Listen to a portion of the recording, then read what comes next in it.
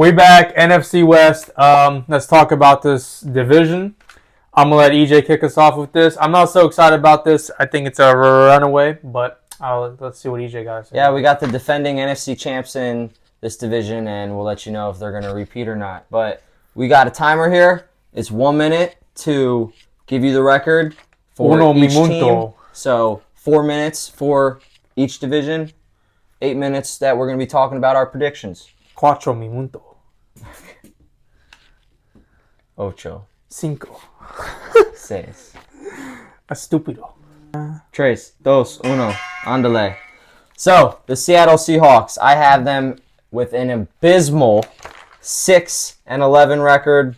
They're in complete rebuild. The Legion of Boom is long gone. Russell Wilson's over. The Super Bowl winning coach with Pete Carroll is completely done. They also lost Quandre Diggs and Jamal Adams, two pretty vital pieces of the defense. I know Jamal Adams is pretty done and can't cover anything and is more of a linebacker now. But having a new head coach that is a rookie for his first time in the NFL and also an offensive coordinator who was in college last season and Coach Washington, I don't think they're going to be able to be better than they were last year, and I honestly think they are going to be a pretty bad team, and it's the third year of the Geno Smith story. I think the comeback is over, and he's been completely written off now. 6-11. That brings me to my next team, and in third place, I have the Arizona Cardinals. They are going to finish with a very much improved record from last season, which they were 4-13, and they are going to finish the 2024 season with a 7-10 record. That is one win above their 6.5 over-under season line on win totals, so I would take the over on that. I wouldn't be surprised if this team hits 8 or 9 wins because they do have a last place schedule. They finished in last place in the division last year, and they were dead last in NFC ranking also. Yeah, I believe they were the first NFC. No, the Panthers. They were second last. So they were the third worst team in the NFL. They had the third overall pick, I believe, right? Yes. So it's a very, very, very, very friendly schedule. They have MHJ, and I think that friendly schedule and Kyler Murray being back goes to an improved record at 7-10. Oh man, mini earthquake. All right, my third team. I got the Los Angeles Rams. I do really like this team. I am a big fan of Matthew Stafford and Sean McVay and Cooper Kupp, White Lightning baby. But losing the best defensive player of his time and potentially all time, definitely my time. He's definitely the best defensive player of my time. Along with losing their starting defensive back to a torn ACL early in camp.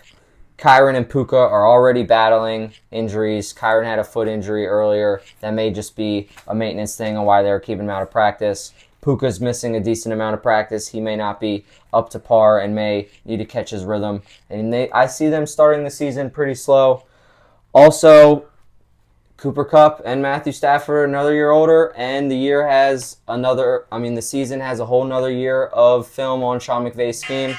8-9 record for the Rams. Now, number one, I think this is the consensus number one, is the 49ers at 11-6, defending their first place in the division title, but I do not have them defending the first place in the NFC, as they will not repeat as the first seed and have home field advantage throughout the playoffs. I don't think that's happening at 11-6. I do see them beating the Chiefs in a rematch for the Super Bowl because that is going to be in the regular season. It's not going to be in the playoffs. So I think they'll win that game because I think they'll get up a little bit more than the Chiefs. But Ayuk, I'm not a hater, man. It's the truth. All right? It is the truth and nothing but the truth. Keep going. Ayuk is not wanting to be there. CMC is already hurt. So if Ayuk's not there and CMC's hurt, now you just got Debo and Kittle, and the chances of them getting hurt is just like any other play on the field. Purdy is going to have to do something and separate himself. I don't see that happen. He's just a normal guy. Mr. Irrelevant for a reason. They don't give that name to anybody. So what are they going to come in at? 9-8, you said? No, 11-6. 11-6, okay. Start the timer, please. All right, Seb, you're on the clock. In 3, 2, 1, andale. All right, so as my fourth place team, I got the Arizona Cardinals coming in at 6-11. They drafted Marvin Harrison Jr. Kyler is definitely back, but they lost Hollywood Brown. So outside of Marvin Harrison Jr., they really don't have another number 2 receiver that is reliable. The coverage will be focused on Harrison Jr. almost every single play. The tight end is pretty decent. James Conner kind of sucks. I'm not going to lie. They really don't have a defense either. So if this offense can't score points, they're in some deep, deep water. But they also drafted defense heavy at cornerback and D-tackle. Again, they're not good on defense, but these guys are rookies and they're going to learn the hard way. Also, they're moving up in the right direction overall. I think they're going to be good in the next 3 years. I think they're going to be a playoff contender, but certainly they need to sell the team if they want to have any Super Bowl hopes. They're coming in at 6-11. Going to my third place team, we got the Seattle Seahawks. Being good in 3 years and selling a team are two drastic things. But go on with the Seahawks. It'll happen. They added Sam Howell, but they lost Bobby Wagner and Keandre Diggs or Quandre Diggs. They had a very low mid draft, new coaching staff, very mid roster. I mean, there's nothing more mid than the Seattle Seahawks this year. But JSN is my breakout. I think he's going to have a massive year. No matter who's throwing him the ball, you find him, you will get him, and he will produce. I think JSN is probably a fantasy sleeper for a lot of people. In PPR, yes. I am looking to draft him very quickly in any draft this year. Not first round because I'm going defense and kicker with my top 2 picks. But Seattle Seahawks. Get him out the way. Seattle Seahawks 8-9 this year, very mid-season. Going to my second seed, I got the Los Angeles Rams at 9-8. Kyren Williams, my favorite, possibly my favorite player now in the NFL. Kyren is a top 7 running back in the league. I said it here first. Please argue with me if you want in the comments. They have a very solid backup quarterback in Jimmy G. Biggest signing was Tre'Davious White. I think that's going to improve that defense massively. And, they're in a tough improving division. I think the 49ers still own it. The Seahawks are on the downfall, and the Cardinals are on the uprise. This is a tougher division than last year, I think. But the Rams will come in at 9-8, and unfortunately, they're going to lose a lot of games throughout the year. They're going to go win-loss almost all year. I think they split one with the 49ers. They sweep the Cardinals, and they actually split one with the Seahawks because the Seahawks always give them a game no matter where it is. And 9-8 for the Rams. And last but not least, Super Bowl contending team, more Super Bowl contending than the Eagles. 49ers at 9-8. That's not true. Lots of drama with this team, but today, actually, Debo tweeted out that Brandon Ayuk is staying with the 49ers. I don't know how true that is.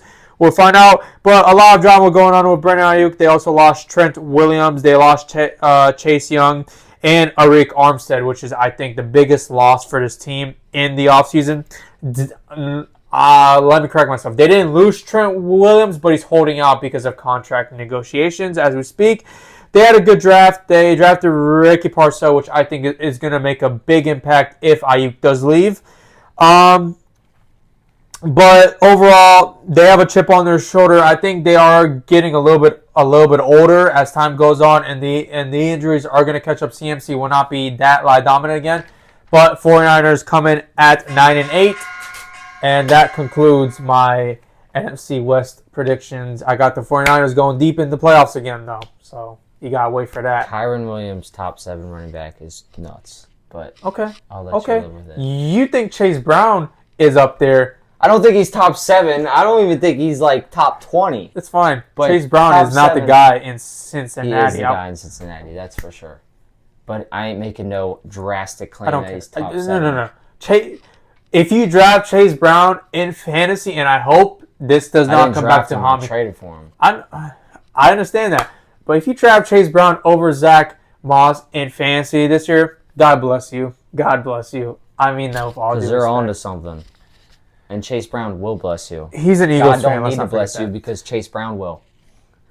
Catch you guys on the AFC South episode. I'll be doing that alone. I love y'all. You got anything to add? Goatee? No? Go Birds. Go Birds. Birds could,